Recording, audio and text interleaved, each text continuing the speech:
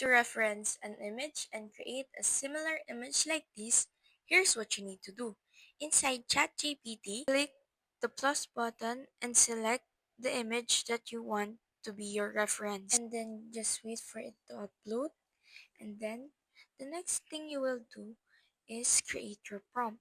Now, look at our pre-made prompt. You can pause the video if you want to so that you can read it or copy it.